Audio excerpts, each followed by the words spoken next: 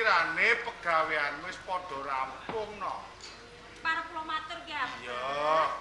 Anggen kula bolo wentas sedaya para patayat. Menika sampun wasis lan pinter anggenipun maos Al-Qur'an, babagan ngaji, menika sampun wasis Abah. Kira-kira wis ana sing katam ta durung? Sampun Abah. Wis. Sampun. Ono pancen.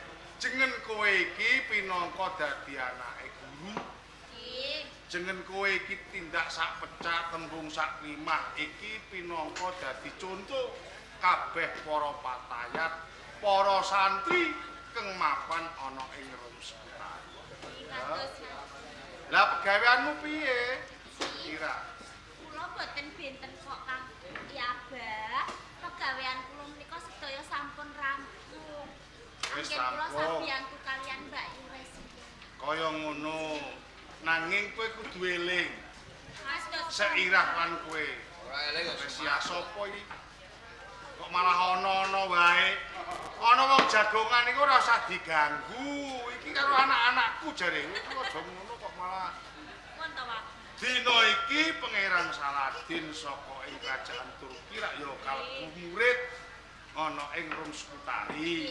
Mula kanthi kuwi tak jaluk kanthi banget nggonmu kula wentah karo Pangeran Saladin aja nganti tok lirwakake. Mergo apa? Besok lamun ta wis buntas nggone ngasu kaweruh iki bakal dijumenengake raja ana ing kerajaan Turki. Ngaten. Menawi perkais menika penjampun watos Abah. Ngono. Nggih. Wis pono marang sawirireh apa wae. Sampun. Nyatane nggih sampun pono seganten kok Abah. Kaya ngono. Assalamualaikum. Waalaikumsalam. Sopo kae?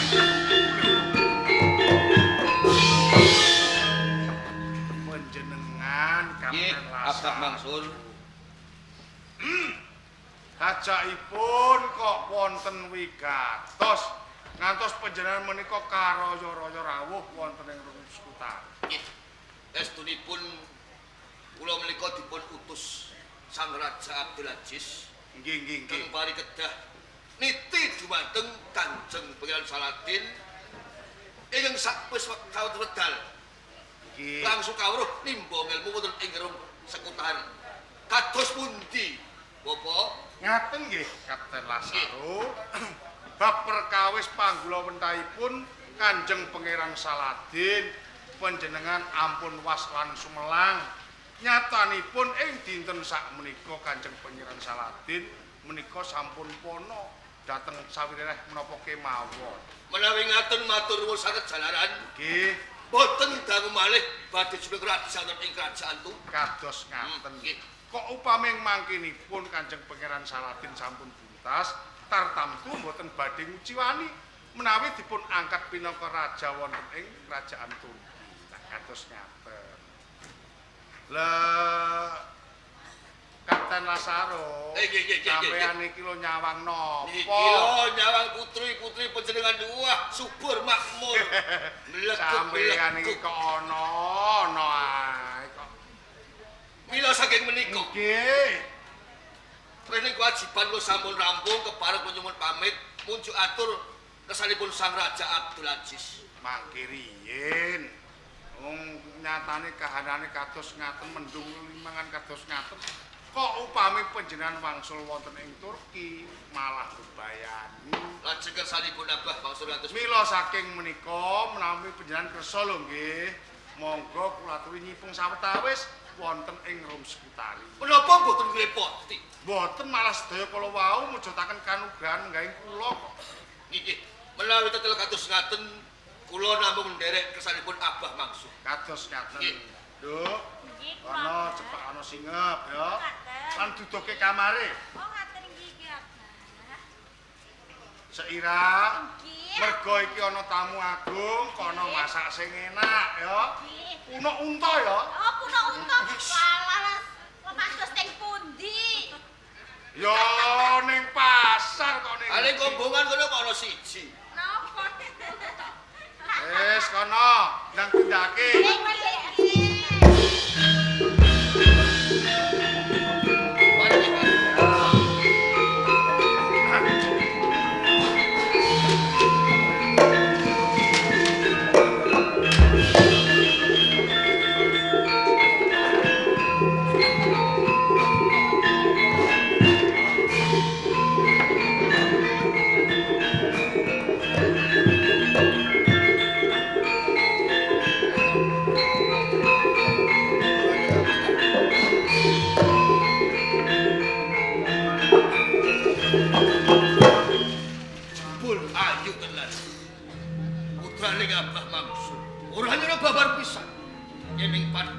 Rum Sekutari ana bocah wadon sing ayune kaya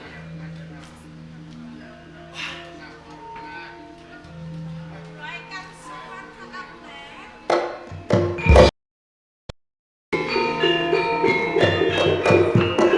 kok kowe Resia. Ki pangapuntenipun. Ana wigati apa kok temeka ning sentong kene. Terus kula menika dugi wonten setengah Iya. perjalanan. Jalan kula badhe ngaturaken singep. Hawanipun lak atis. Pancen hawane rada atis mergo iki wayahe mangsa rendeng rak ya to. Monggo singepipun. Matur nuwun Resia, matur nuwun. Ngeten nggih Kapten. Hmm. Singep sampun pejalan tampi. Iya. Kula pamit ki. Ngopo kok kesusuhe? Mbok nyang kene jagung karo aku. Mergo pancen ana kawigaten sing bang tak blakakake marang kowe Resia. Wonten wigatos sing badhe blakake. Iya. Kula Sawise aku tumeka ana ing Rum Sekutari. ki. Bebasan kowe kok ora lenggah jajar marang bojomu. Bojo. Iya. Kula niki dereng gadhahi bojo. Kula tasih lambat. Isih lega, Ki, isih prawan. ki saestu. Monggo aku nyawang kowe, Resia. Ki, Sak umur manten. Kalamun kowe kawangku dening beliau wis patut ing apa sebabe kok kowe seneng dadi ijen kaya ngono, ora seneng omah-omah. jalaran weningipun abah. Hmm. Menawi umur kula dereng genep 3 taun, kula dereng kepareng omah. Lah iki umurmu piro? Menika nembe 28 taun. 28 kowe sing mandeg apa sing mlaku? Sing aku. Saestu niki Kapten kula. Lagi 28. Ki, Ngendikane Abah Mangsur ya kilo jatah 30 kowe ra entuk omah-omah. ki. Ngene wae. Pripun? Iki tembung upama kena bali. Ki. Pancen aku ora bakal nyelaki marang batinku. Sawise aku ngerti marang kowe, Res. Rumangsa kadudut rasane atiku. Nek nek kena tukang lodang ing papan kene, aku bakal mblakake isin-isin ing atiku. Aku tresno. Jangan tresno kalian kula. Gelem kok tak punut garmu ya. Nyuwun pangapunten nggih Kapten. Hmm? Ning emanipun kula boten purun dados garwa panjenengan. Lah sebabe apa? Nggih kula niki boten tresno. Kepake kemawon nembe sepisan. Kok gampil penjam menika nembung tresno kalian kula. Aku bakal mulyake kowe. Kalamun kowe gelem dadi bojo. Atus putih kula menika ngrasake gesang ingkang bagya mulya. Heeh. Menawi to kula menika boten tresno kalian Witing tresno jalaran saka kulino. Aki- Kalamun kowe ing manggone cedak marang aku, tak kira bakal tukul tresnamu marang aku ya Cahayu. Gelem ya? Gelem ya? Tresno menika nggih Gelem ya? putih-putih Gelem ya? sok.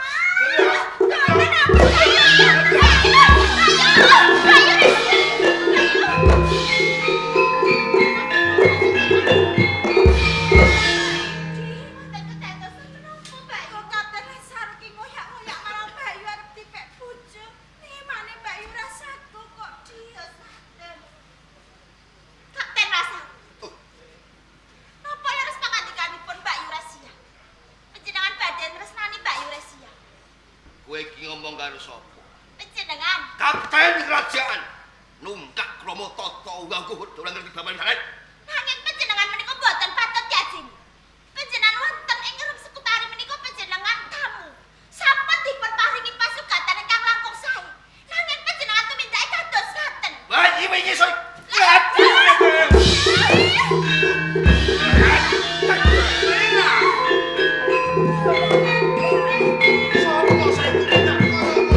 Tindakan dos ngaten boten sanes Kapten Lansaro.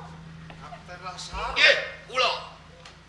Jur apa lupute anakku nganti jeneng sira wani tumindak sing kaya ngono Piyambakipun nyaruwus nunggak krama dumateng kula nalika kula seneng kalian anak ndika Resia. Dadi cetane jeneng sira seneng karo anakku Resia. Mila kanthi menika Bapa, rene wonten panjenengan Resia kula pundhut garwa. Kersa napa boten? Pikantuk napa boten? Kapten Lasar. Nggih. Cetha lamun to Resia iki wis ora gelem karo kowe. Sing kudune kowe iki gelem nglenggono sak wutuhe ning Malakapara. Kowe ora gelem nglenggono Malakapara saya ndadra. Malah saiki ndadekake pangorbanan ke anakku. Tok pateni mula kanthi kuwi. Aku pinangka dadi wong tuane aku ora trima. Bab perkara iki bakal tak pradolake marang Raja Turki. Iya! Rahasia! Hei! Rahasia! Rahasia!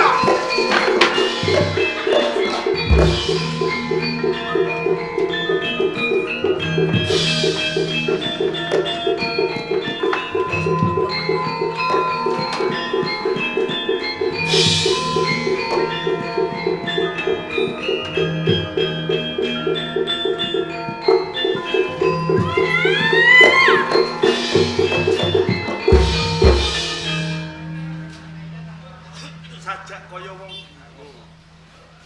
Mlayune kanthi mukur. Kuwi sapa? Disrawake, aku Resia. Resia. Banjur kusuk balene sampean ki sapa? Diwanoke aku Sati. Sati. Resia.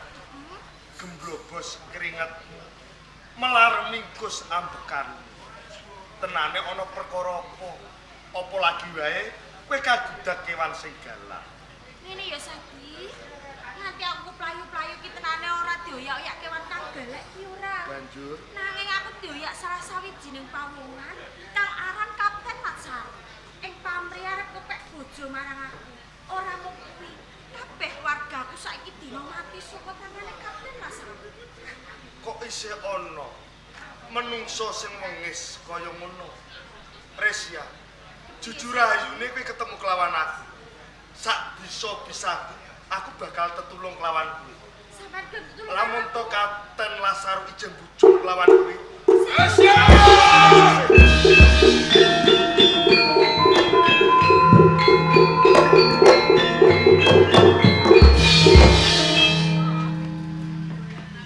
Ngono aku Sati iki lho. Nyawang bokonge walah kudu geblak aku. Kula niki nggih menungso. Lho, mu ya wong. Tak kira gedang goreng. Ampun kados ngaten. Sapa Gus jenengmu malang kadak mepalangi anggonku kepengin tresnani marang Resia. Kula Sati. Sadi karena apa karo Resia? Nggih, boten kapernah napa kemawon. Nanging boten jinarakan kula niki pinanggih kalih Resia Malakapara. Resia nyuwun tetulung dumateng kula. Sadi, kowe aja cedak kebo kang lagi gupak. Mundak kecipratan betok. Minggir, iki dudu perkaramu. Pangapunten saderengipun. Panjenengan pinangka kapten. Kedahipun saged ngayomi kawula alit mapan wonten ing Karang Pradesan. Ing manggone kala manusia dadi bojo, bal tak ayomi. Nanging Resia mboten sagah menawi sandingan dumateng panjenengan. Mila kanthi menika kula suwun kanthi sanget. Monggo ngupadi wanita sanesipun. Pancen jagat iki digelar rombong. Ora mung sak godhong kilor, nanging sajan to bocah wadon ayoh putri ning kerajaan iki akeh banget. Ning siji wae ana sing cocok kejaba Resia. Menawi wonten tiyang ingkang dados pepalangipun panjenengan. Kuwi kalebu atusan wong tak singgarake. Kula ingkang dados pepalangipun Panjenengan ya.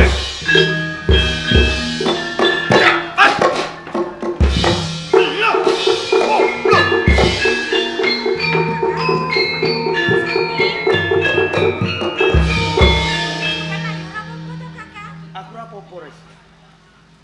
Kok gumun banget karo sampeyan Kakak. Ora sandadak gumun. Nyatane Kapten Lasaru ya kaya ngono sakwise mangerteni sampeyan kok Kakak. Blak kotang bloko suto, Resia. Sakwise aku ketemu kelawan kowe. Rumangsa teratapan sakjroning atiku. Apa iki sing jenenge tresna? Sampeyan ki aja kaya ngono Kakak. Nanging Resia, Hah? lamun to aku tresna kelawan kowe, apa sekirane kok tampa? Ini ya Kakak Sati. Ning kene uga ora tak silaki. Kalamun sampean ki tresna karo aku, sak tenan aku uga tresna lahir batin karo sampeyan kok Kakak. Ora karana kapeksan. Ora. Matur nuwun banget. Redening kowe bisa ngimbangi lan tresnaku. Banjur aku kepengin mangerteni ana ngendi papan gunungmu. Papan dulurku ana ing Rem Suta. Yen kaya ngono ayo. Tak terke bali. Ayo Kakang.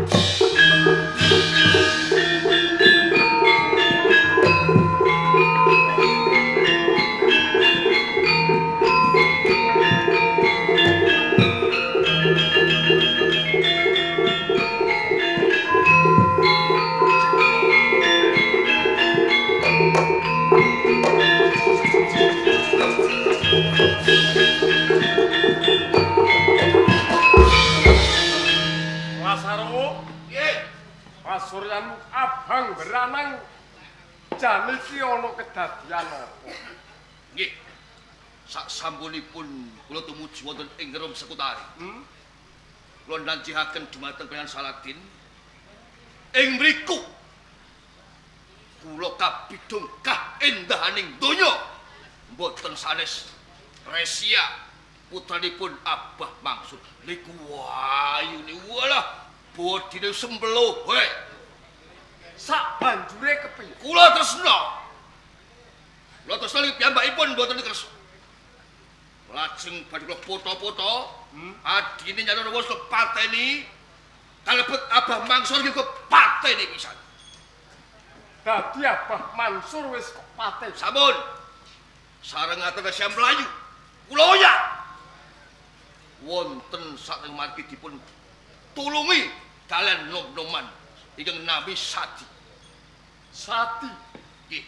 kuwi ajudane Siti Rohana yo kadange raja. Oh layak ngadep sesupi kerajaan. Ajeng lepateni terus melayu kula ajeng jalan ngadep sesupi. Lah iki kena kanggo gaman. Mergo kok Siti Rohana katone uga duwe rasa tresna kawan Sati.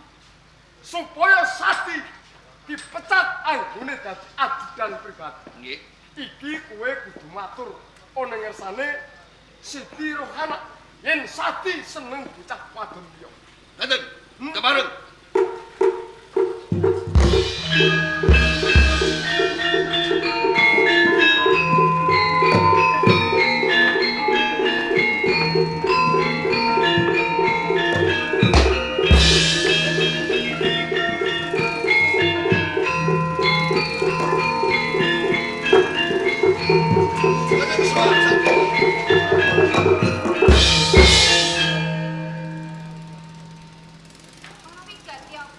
Nggih, nyuwun pangapunten sadèrèngipun sang putri.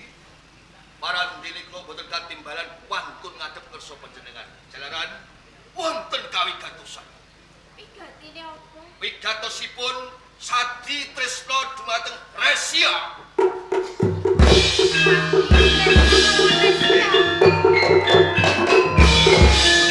Yen ngono ora usah dadak kesuwen. Rom Sekutari Abang Resia mati Sati boyo. Senika.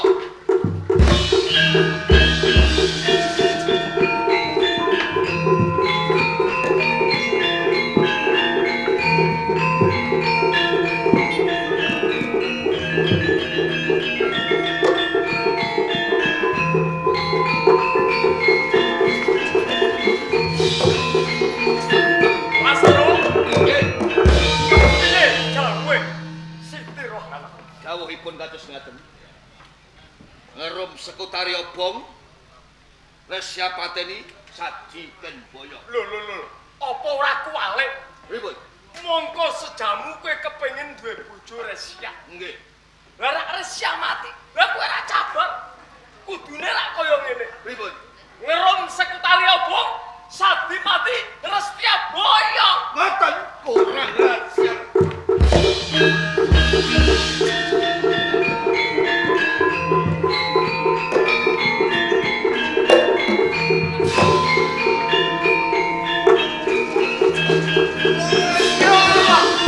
Resia! Resia!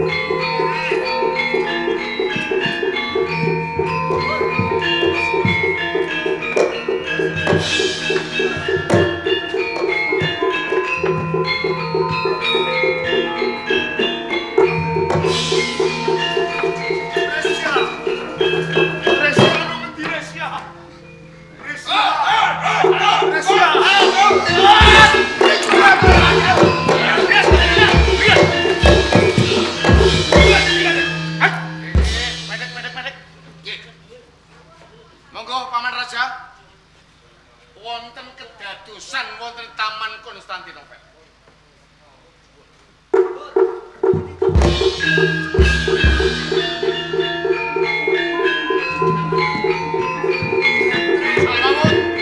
Kapten Lasar. Menapa sop aku arep liwat kecegat truk iki, Pak. Sadi dipun kroyok kalian priyayi 3 menika. Sol Mahmud Muhammad Lasar. Napa? Sadi menika cethuk luput. Wani lumebet taman larangan. Taman Konstantinopel. Taman larangan. Kowe kok mlebu ning dalem Kaprameswaren? Yen ngono kowe tampa pidana. Mangkene piye? Lu sampean iki raja kok gampang temen midun. Lho iki tamanku lho, Sob. Nggih, Iki ngaten taman nggih, Prameswari. Nanging kula atur emut, Sadi menika sinten? Sadi sinareng ngagem sesupe kerajaan Ya, dipun angkat kalian Bibi Siti Rohana Ya. minangka ajudan. ajudane Panderek pribadi. Ya. Napa luput jenenge ajudan nderekake bendarane? Nah, sakniki nek Sadi dipun pidana, Saul Mahmud, Kapten Lasaro, Jenderal Muhammad kudu dihukum. Lho, mboten saged. Kula Kula kok dipidana kabeh dipidana kabeh. Kula niki Nggih, jogo. mboten saged. Arep jaga kowe iki lanang apa wedok? Lanang. Lanang mlebu Taman Konstantinopel luput. Kudu dipidana. Muaten iki kok. Piye dipidana kabeh gek bendang. Betul salah boten. Piye Sob, piye Sob? Kamila utusan Kemen Kali Sadi perkawis menika ampun ngantos dipun ambali. Sadi paring dawuh Sang Raja. Sauntara kowe ora tak pidana ning eling-elingen Taman Konstantinopel kuwi taman larangan mergo iki daleme Prameswari. Bejo kowe Sadi. Somben supaya selamat nek lakon iki aja mlebu rene neh ya. Oh ngaten iki. Wis kono kowe. Mila kanthi menika Sang Raja ingkang abdi nyuwun pamit. Ya. Badhe netepi kewajiban. Pak Raja, Sauntara tak pasrahke sliramu Minister Sol Mahmud Jenderal lan Kapten Lasar. ngiraken. Kok sing apik ya?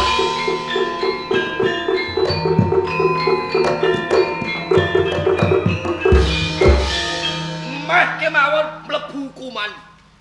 Sampean Kula anut sampean malah kamu bento sesore utok. ngeten iki lho terus mriki. Iki Sadi rak nampa dawuh. Mergo dhewekne wis uwal sangka Ora prasangka. lara prasangka. Nggih. Lah mengko yo carane gawe cara meneh. Pripun? Supaya piye? Sadi ora kanggono ana ing Turki. Sadi gak pinangka dadi watu sambungan. Nggih. Tak wene cara. Carane gak ngene.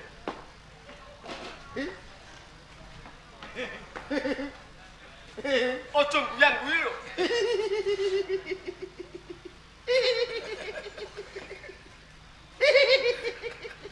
Malah padha mengingin. Sampean iki ngandani kula niku ngandani napa? Wis tak kandhani ayo do gawe cara. Nggih. Gawe peluang bisane piye? Sadi bisa luput. Dheweke bisa nampa pangkuan. Ora sah kesuwen, monggo.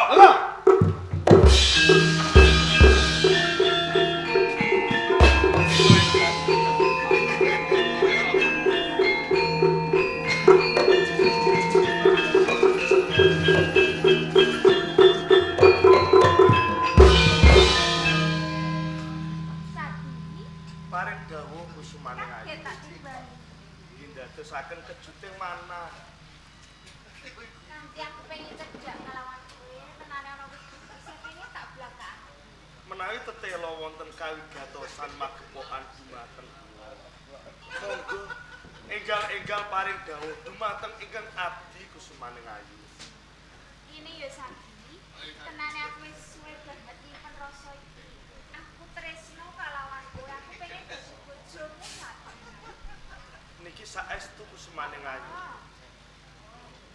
Nanging kula niki gadah panyuwunan. Apa penjaluk?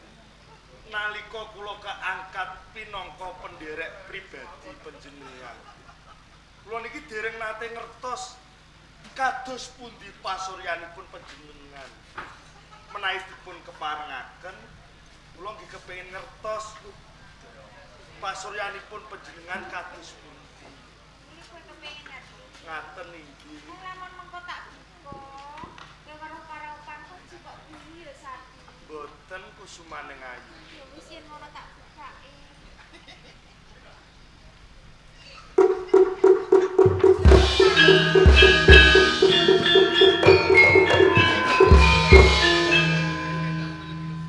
Semune kowe gelo bareng ngerti karaopanku sing kaya ngene.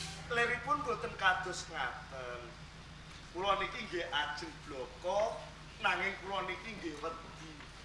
Kusumaning ayu estunipun kula niki sampun gadah pacangan naminipun Resia. Duwe iki Trisna. Ngaten kusumaning ayu. Yen ngono cetane Trisnaku ora kok tampa. Nggih nyuwun pangapunten ingkang kathah. Ya wis, yen ngono stempel kerajaan utawa sesupe kerajaan tak jaluk Sati. Saiki kowe wis tak jabel, wis ora dadi penderek pribadiku. Aku ngerti Sati. Tenane kowe nampik tresnaku mergo karaopanku sing ala. Ya wis ora apa-apa. Tresnamu bakal tak gawa nganti temukan yang pati Sati. Ah! Kusumaning ayu. Kusumaning ayu setir kana. Wonten Raja Pati. Sadi mejahi sok putra bedalem. Siti Rohana. Rohana mati.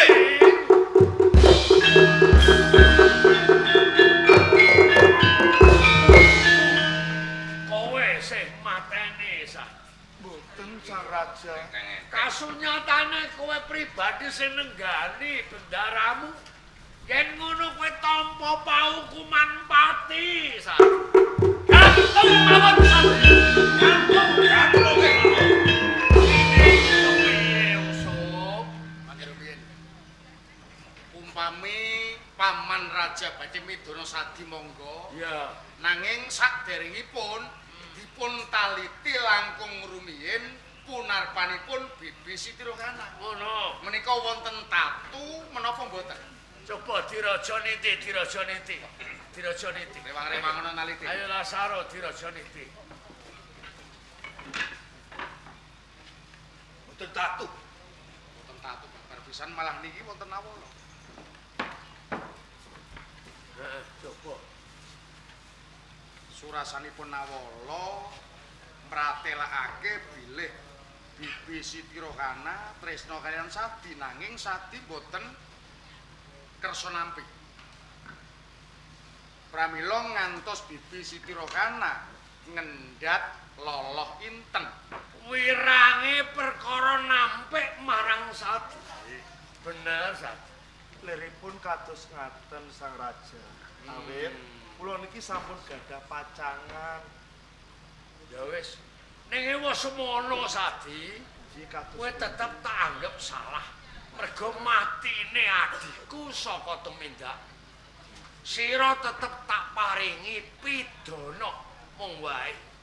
Pidanahmu pidana buang. Tegese kena bali ning Turki yen wis bisa ngrebut Mblidir. Yen wis bisa nyekutukake Mblidir kalawan Turki. Sago apa? Menawi kados ngaten kula sagah nglampahi. Gulungan bendera Mblidir Sanestunipun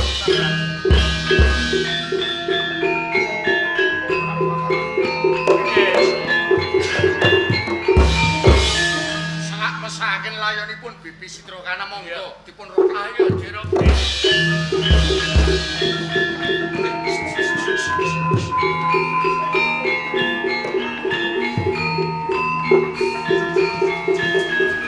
Sang Minister Solo. Jenderal Muhammad dan kowe Kula lak sampun matur rumiyin. Pangeran Yusuf niku mbebayani mergo nggunakake akal mergo niku jeksa. Aja kuwatir, kuwi bagianku. Ala bagian apa sesore ora tau iki. Lho jenengan niku. Mongko sabi dina iki diutus keng supaya nggulung bandera ana ing negara Bidir. Nggih. Kang angka kaping 2 keng supaya ngluwari dokter Salkas. Ayo to. Ora bakal bisa kelakon. Wong tanurunga sabi mesti mati ana ing Bidir. Lah, carane kados pundi? iki lha ngene. Mergo niki nyabrang samudra tanpa tepi lho. Mongko bideran Turki kuwi adoh nyebrang samudra. Mesti sabi numpak baeta. Iki baetane dibur saka ngisor. Sing ngebur sampean? Iya. Aku mengko nyilem ning segara. Tak bure. Wong tanurunga yen sabi budal liwat samudra kapale kerep. Bocor sithik-sithik. Tengah kelep. Kelep sabi mesti mati. Kula pengerti bakal iso.